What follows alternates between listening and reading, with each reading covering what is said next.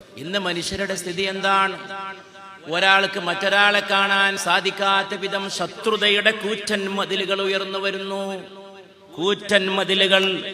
ഒരാൾക്കും മറ്റൊരാളെ കണ്ടുകൂടാൻ കഴിയാത്ത വിധം, ഒരു വ്യക്തിക്കൊരു വ്യക്തിയെ, ഒരു കുടുംബത്തിനൊരു കുടുംബത്തെ, ഒരു സമൂഹത്തിനൊരു സമൂഹത്തെ, ഒരു സമുദായത്തിനൊരു സമുദായത്തെ, ഒരു രാജ്യത്തിന് മറ്റൊരു രാജ്യത്തെ, ഒരു സംസ്കാരത്തിന് മറ്റൊരു സംസ്കാരത്തോട് വെറുപ്പും വൈരവും വിദ്വേഷവും ലോകത്ത് വളരുമ്പോൾ, ബുനയ്യ, എന്റെ പൊന്നുമോനെ അനസെ, അനസിനോട് പറയുകയാണ്.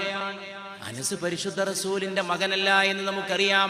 പക്ഷെ പറയാൻ പോകുന്ന കാര്യത്തെ അത്രമേൽ ഉത്കടമായ ഹൃദയാലുത്തത്തോടെ, അത്രമേൽ പ്രധാനപ്പെട്ട ഒരു സത്യം ലോകത്തെ പഠിപ്പിക്കുകയാണ്. യാ ബുനയ്യ ഇൻ ഖദിർത അൻ തുസ്ബിഹ വതുംസി ലൈസ ഫീ ഖൽബിക ഗശ്ശുൽ ലിഅഹദിൻ.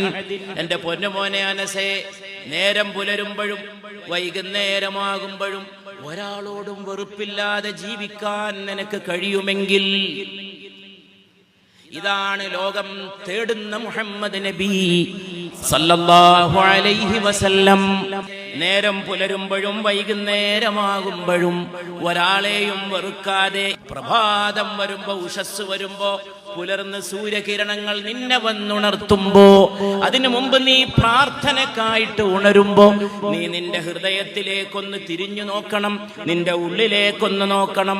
ആരോടെങ്കിലും വെറുപ്പുണ്ടോ എന്ന്?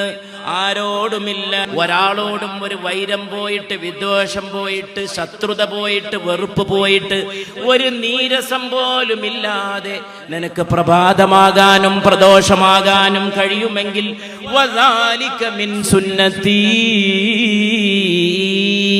അതാണ് എന്റെ പൊന്നുമോനെ അനസേ എന്റെ മാർഗം. അങ്ങനെ നിനക്കാകാൻ കഴിയുമോ? വമൻ അഹ്യാ സുന്നത്തി, എന്റെ സുന്നത്തിനെ ജീവിപ്പിച്ചവനാരോ, ഫഖദ് അഹബ്ബനി, എന്നെ സ്നേഹിച്ചിരിക്കുന്നു. വമൻ അഹബ്ബനി, എന്നെ സ്നേഹിച്ചവനോ കാന മഈ ഫിൽ ജന്ന, എന്നോടൊപ്പം സ്വർഗ്ഗത്തിലായിരിക്കുമെന്ന് പുണ്യ റസൂൽ സല്ലല്ലാഹു അലൈഹി വസല്ലം.